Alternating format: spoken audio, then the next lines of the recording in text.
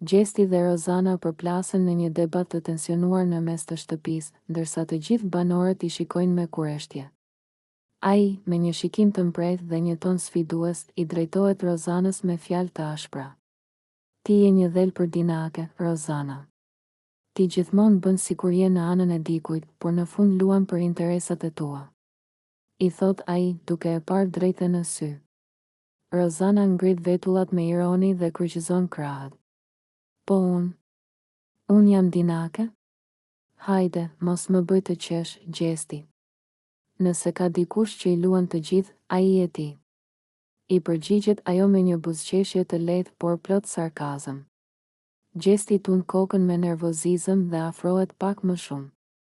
Unë nuk bëj lojra pas krave, Rozana. Unë flas hapur. Ndërsa ti bën sikur je me mua, por në fakt, në çdo rast më ke dal kundër. Unë e di shumë mirë se çfarë lojrash po luan ti. Rozana qesh me ironi dhe lëviz duart me shkujdesje. Ti mendon se të gjithë janë kundër teje, por ndoshta problemi nuk është te unë, por te ti. Ti je ai që krijon armiq kudo dhe pastaj akuzon të tjerët. Debati vazhdon të nxehet dhe banorët përreth fillojnë të shkëmbejnë shikime mes njëri tjetrit, të habitur nga ashpërsia e fjalëve mes tyre. Gjesti nuk ndalet dhe I afrohet akoma më shumë. Unë e di shumë mirë që ti po përpiqesh të më nxjerrësh keq, por nuk do ja dalësh. Nuk kam nevojë për dinak si ty rreth meje. Rozana tund kokën dhe qesh sërish, këtë herë më me përbuzje.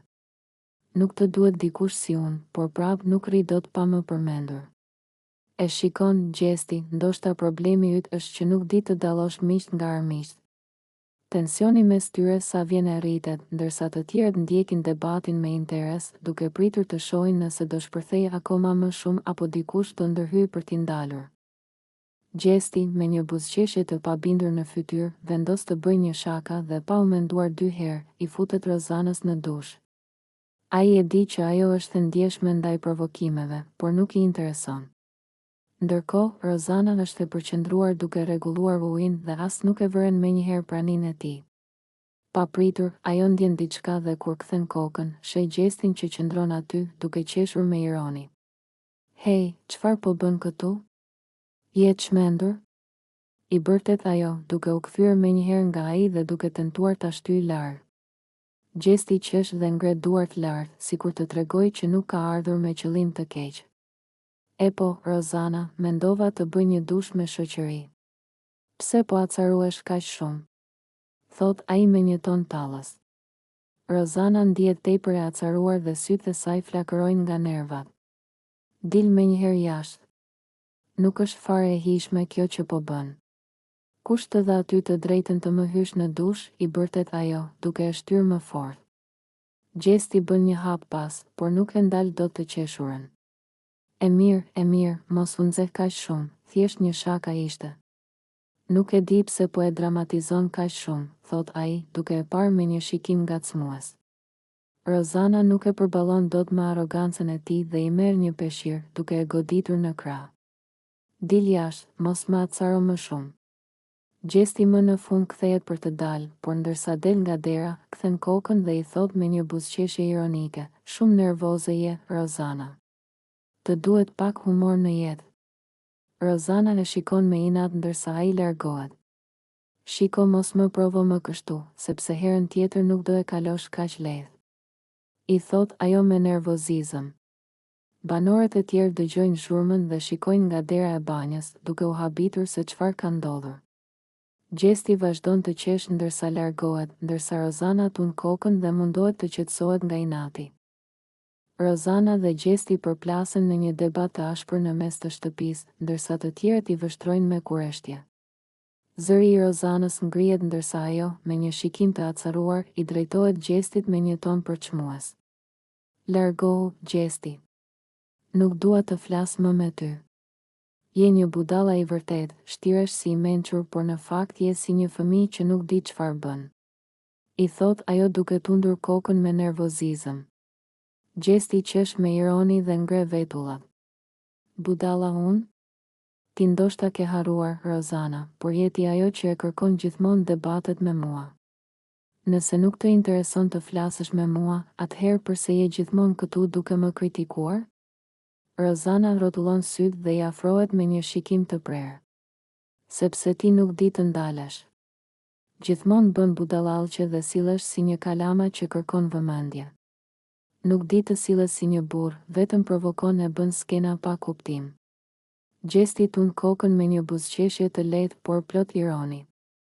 Oh, pra tani qen ka faji im? Unë nuk bëj skena, thjesht nuk e pranoj lojën tënde të pabesë. Ti bën sikur je e zonja e shtëpisë, por në fakt je po aq fëmijë sa thua për mua. Tensioni mes tyre rritet dhe banorët e tjerë fillojnë të ndjekin me vëmendje debatin, duke pritur të shohin nëse do shpërthej akoma më shumë apo dikush do ndërhyjë për t'i ndalur. Rozana vendos duart në bel dhe i afrohet akoma më shumë. Më dëgjo mirë, Gjesti. Mua nuk më interesojnë fare budallallqet e tua. Prandaj mos më fol më, shkoluaj diku tjetër, se nuk kam nerva për ty. I thot ajo me ton të prerë, duke e larguar me dorë. Gjesti tund kokën dhe bën një hap pas, por nuk humbet buzëqeshjen ironike. As ti mos më fol më, atëherë. Le të shohim kush do të jetë i pari që do kthehet për të folur. Dhe me këtë, të dy qëndrojnë përballë njëri tjetrit për disa çaste, ndërsa të gjithë banorët i vështrojnë, të intriguar nga tensioni mes tyre. Gjesti dhe Egli po kalojnë momente të bukura së bashku, duke lënë pas tensionet dhe debatet e mëparshme. Ata qeshin dhe ngacmojnë njëri tjetrin, duke u dukur më të afërt se kurrë. Si duket, atmosfera mes tyre është plot energji dhe lojra, ndërsa të tjerët i shikojnë me kureshtje. Teksa janë pranë pishinës, Gjesti e shikon Eglin me një buzëqeshje dinake dhe i thot, po të shoh që po bën sikur nuk do të futesh në ujë, por e di që brenda pak minutash do të jesh brenda. Egli tund kokën dhe qesh, duke u përpjekur të largohet nga ai. Mos u mundo, Gjesti, nuk do të më shtysh në pishinë. E di shumë mirë lojën tënde. Por Gjesti nuk dorëzohet aq lehtë. Ai i afrohet ngadalë dhe papritur e kap Eglin nga beli, duke e ngritur lart. Egli fillon të bërtas mes të qeshurash, duke u përpjekur të shpëtojë nga duart e tij. Gjesti, mos. Do të hak me rem. Thot ajo me një ton gjysmë serioz dhe gjysmë argëtues. Banorët e tjerë fillojnë të qeshin dhe t'i nxisin të dy, ndërsa Gjesti, pa humbur kohë, e hedh Eglin në ujë.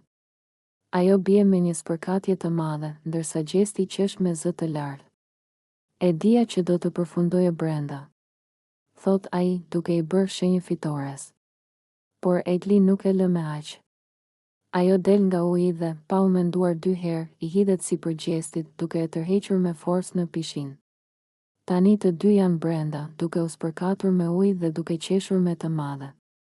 Atmosfera është e gjallë dhe e mbushur me energji pozitive, ndërsa të gjithë banorët shijojnë këtë moment lozonjar mes tyre.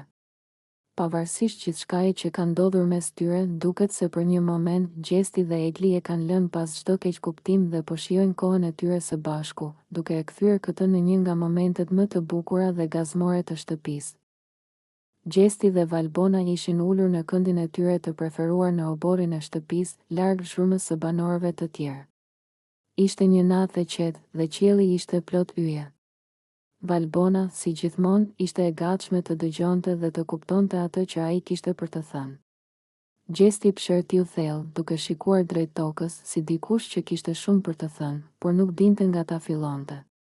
Valbona, e di që njerëzit mendojnë se unë po i largohem Eglit sepse nuk më intereson më për të, por nuk është e vërtetë, tha ai me një zë të ulët, por të ngarkuar me ndjenja. Valbona e pa me kuriozitet dhe i inkurajoi të vazhdonte. Po atëherë, përse po i qëndron larg? Pse nuk i flet më si më parë? Gjesti kaloi dorën në flokët e tij dhe pshërtiu përsëri. Sepse nuk dua ta lëndoj përsëri. Kam bërë gabime me të, e kam lënduar më shumë se sa e meritoj.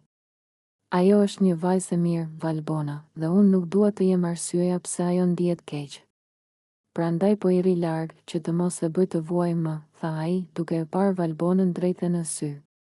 Ajo tundi kokën me mirëkuptim dhe vendosi dorën mbi të tijën. E kuptoj, Gjesti. Po ndonjëherë të qëndruarit larg mund të jetë edhe më e dhimbshme për të sesa të jesh aty dhe të përballeni me ndjenjat tuaja. Gjesti e dëgjoi, por duke i përhumbur në mendimet e tij. Ndoshta ke të drejtë, por është më mirë kështu. Unë e di veten time, Valbona. Nëse i afrohem përsëri, mund të ndodhë që ta lëndoj pa dashje.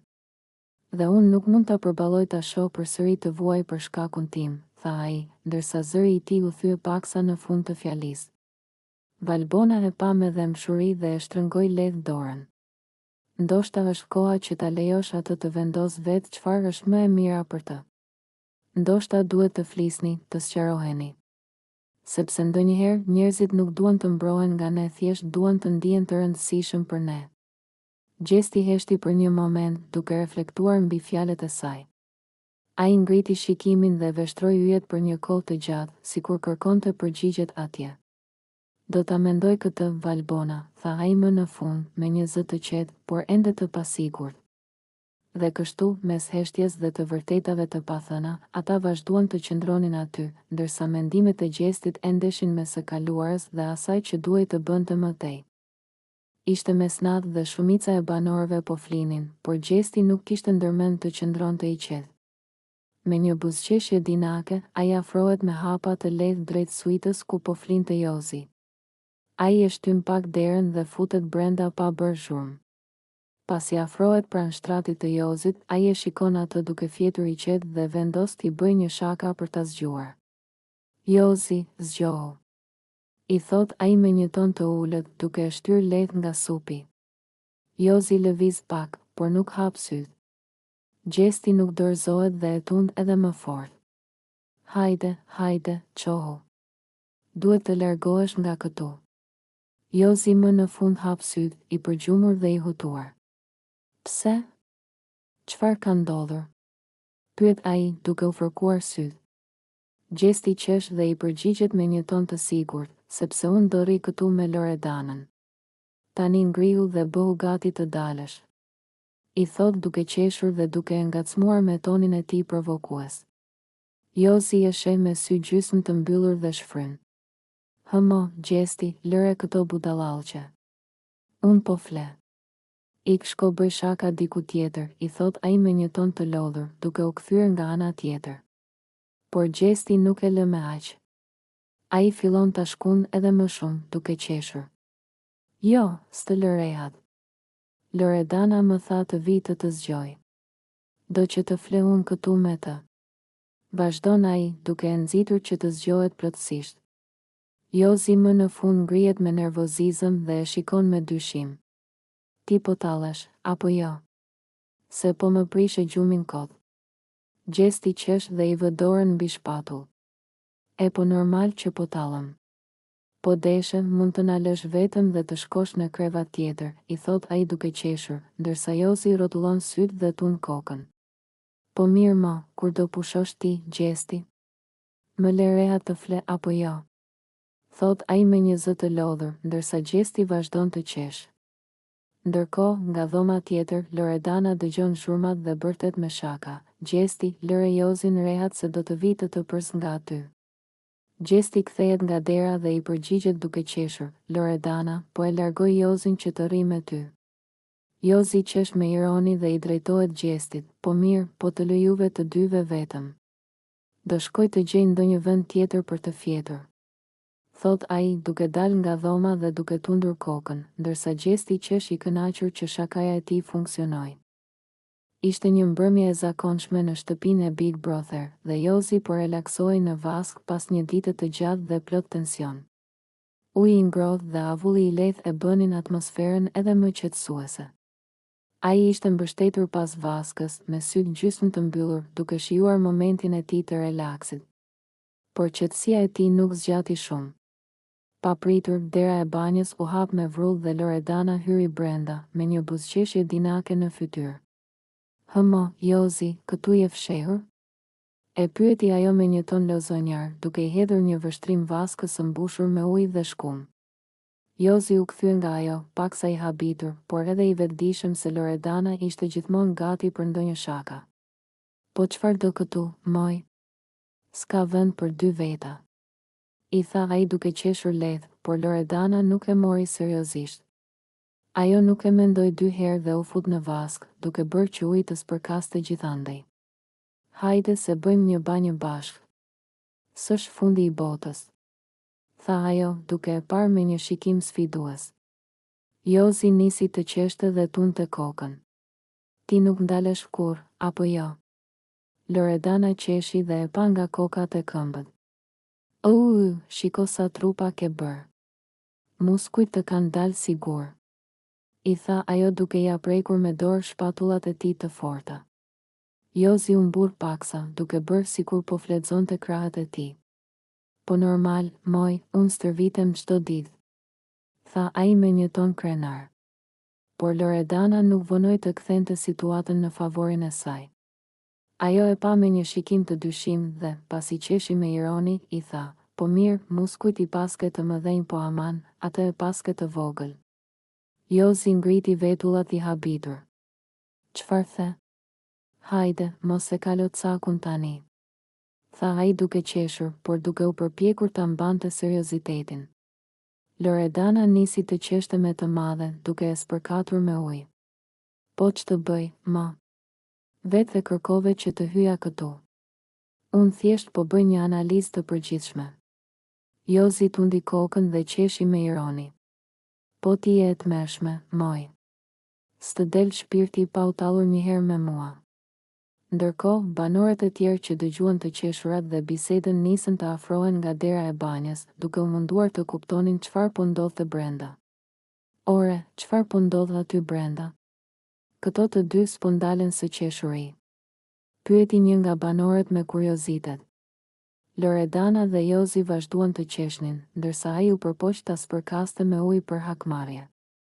Ik tani, dil për jashta para se të më futesh në telashe, i tha ai me shaka, por Loredana nuk lëvizi nga vendi. Jo, tani që jam këtu, do të rri dhe pak. Do ta shijoj këtë banjë luksoze me ty, tha ajo me një ton lozonjar, duke i bërë të gjithë banorët e mbledhur jashtë të shpërthenin në të qeshura. Gjesti dhe Egli përfshihen në një debat të ashpër, ku tensioni mes tyre sa vjen e rritet. Gjesti, i nervozuar dhe me tone akuzuese, i drejtohet Eglit me një shikim sfidues. Egli, ti je një mashtruese e vërtet. Ti bën sikur je viktim, por në fakt je ti ajo që gjithmonë përpiqesh të më ulësh, të më diskreditosh dhe të më nxjerrësh si njeriun më të keq këtu brenda. Thot ai me nervozizëm, duke tundur kokën nga shgënjimi. Egli, e cila nuk pranon të mbetet në heshtje, kthehet menjëherë kundër tij me një ton të prerë. Unë mashtruese? Ti e di shumë mirë që unë jam e sinqert dhe nuk luaj lojra si ti. Ti je ai që ke bërë gjithçka për të më manipuluar, për të më bërë të dukem keq para të tjerëve, ndërsa vetë bën sikur je i pafajshëm. Gjesti qesh me ironi, duke tundur gishtin para saj. Jo, Egli. Nuk të ecën me mua kjo. Ti po përpiqesh të më ulësh poshtë, të më bësh të dukem si një manipulues, por ta them që tani, nuk do të ja dalësh. Unë e di shumë mirë se çfarë po bën. Egli i afrohet me një shikim sfidues, pa asnjë shenjë frike. Pse, të vërtetat të djegin kaq shumë, Gjesti? Mos haro që e gjithë shtëpia ka parë si sillesh, si thur intriga dhe si e përdor çdo situatë për të dalë viktim. Unë nuk kam nevojë të ul poshtë, ti e bën vetë këtë me veprimet e tua. Gjesti shtrëngon nofullat, duke marrë frym thellë. Mendove se do më shkatëroje, por e ke gabim. Nuk kam nevojë për ty apo për askën tjetër që të mbjetoj këtu. Ti mund të përpiqesh sa të duash, por unë nuk bie në grackat e tua. Egli e sheh drejt në sy dhe tund kokën me përçmim. Mos u mundo të luash viktimën me mua, Gjesti. Të njoh shumë mirë. Ti e di që s'ke më asnjë ndikim mbi mua dhe kjo të djeg. Banorët e tjerë, të habitur nga debati i tyre, i shikojnë pa folur, ndërsa tensioni mes tyre arrin kulmin. Duket qartë që ky konflikt nuk do të përfundojë shpejt dhe se mes Gjestit dhe Eglit lufta sapo ka filluar. Gjesti dhe Rozana përplasen në një debat të ashpër, ku tensionet mes tyre arrin kulmin. Gjesti, i acaruar nga sjellja e Rozanës, i afrohet me një shikim të ftohtë dhe të ashpër, duke e bërë të qartë se ai nuk ka më durim për të. Ik zhduku, mos më fol më me gojë. Nuk dua të dëgjoj më asgjë nga ty. I thot ai me një ton të lartë, duke u përpjekur të mbajë qetësinë, por dukshëm i irrituar. Rozana, e befasuar nga reagimi i tij, i përgjigjet me një ironi të lehtë, po çfarë ke tani? Pse të djeg kaq shumë? Apo ndoshta e di që kam të drejtë dhe s'të pëlqen ta dëgjosh. Gjesti tund kokën dhe qesh me nervozizëm, duke kaluar duart në flokë. E di shumë mirë se çfarë bën ti. Ti je plot intriga, gjithmonë i manipulon situatat në favorin tënd dhe pastaj del sikur je viktima. Po e di çfarë. Nuk më intereson më. Nuk më don, as nuk të plas për mua, ndaj mos u mundo kot të bësh sikur të intereson. Rozana e vështron me një buzëqeshje të hidhur. Nuk më plas për ty? Ha, shumë mirë. Sepse as unë nuk dua të merrem më me ty. Më mirë larg një personi si ti që e ndryshon mendjen çdo 5 minuta dhe nuk di çfarë do. Gjesti shtrëngon nofullat dhe e shikon me inat. Shumë mirë atëherë. Qëndro larg meje dhe mos u mundo të më përfshish më në dramat e tua të kota. Unë kam punë më të rëndësishme se sa të merrem me ty dhe me lojrat e tua. Debati i tyre ndizet edhe më shumë, ndërsa banorët e tjerë i shikojnë me kureshtje, duke ndjerë tensionin që po mbushte dhomën. Gjesti largohet me hap të shpejt, ndërsa Rozana mbetet aty, duke buzëqeshur me ironi, sikur të kishte fituar diçka nga kjo përballje. Por në të vërtetë, asnjëri prej tyre nuk e kishte fituar këtë betejë, ishte thjesht një tjetër kapitull i një lufte që nuk dukej se do të përfundonte shpejt. Egli, duke e vështruar Gjestin që ishte shtrirë në krevat, vëren se ai është në një gjumë të thellë. Ai duke i lodhur, ndoshta nga debatet, nga tensionet e ditës, apo thjesht nga raskapitja e lojës brenda shtëpisë. Pavarësisht gjithçkaje që kishte ndodhur mes tyre, pavarësisht shgënjimeve dhe fjalëve të ashpra që kishin shkëmbyer, Egli nuk mund ta shikonte atë ashtu, pa një mbulesë, i shtrirë në krevat ndërkohë që freskja e natës kishte filluar të mbushte dhomën. Ajo ngadalë afrohet, duke u siguruar që të mos bëjë zhurmë, që të mos e zgjojë. Me duar të buta, ajo merr jorganin dhe e vendos mbi trupin e tij, duke e mbuluar ngadalë, sikur po kryente një veprim të natyrshëm, por që në të vërtetë kishte një domethënie më të thellë. Egli e vështron për një moment, duke marrë frymë thellë. Në fytyrën e tij të qetë, ajo mund të shihte një anë tjetër të Gjestit, jo atë djalin sfidues, kokfort apo provokues, por dikë që ndoshta edhe ai kishte nevojë për kujdes dhe për dikë që të mendonte për të. Duket kaq i qetë kur fle, mendon me vete Egli, ndërsa një buzëqeshje e lehtë i kalon në fytyrë. Por sapo ajo bëhet gati të largohet, Gjesti lëviz pak dhe mërmërit diçka nëpër gjumë. Egli ngrim për një moment, duke menduar se ai mund të zgjohej, por ai thjesht rrotullohet pak, ndërsa jorgani që ajo i kishte vendosur mbi trup mbetet aty. Edhe pse ndoshta nesër do të debatonin sërish, edhe pse ndoshta ai do të bënte sikur nuk i vinte re gjërat e vogla që ajo bënte për të, Egli e dinte që në një mënyrë apo në një tjetër, ajo ende kujdesej për të. Edhe kur ai e kishte mërzitur, edhe kur i kishte thënë fjalë të rënda, ndoshta ndjenjat e saj për të nuk ishin zhdukur plotësisht. Duke hedhur një shikim të fundit, ajo largohet ngadalë, duke e lënë Gjestin të flejë i qetë, pa e ditur se dikush kishte qenë aty për t'u kujdesur për të.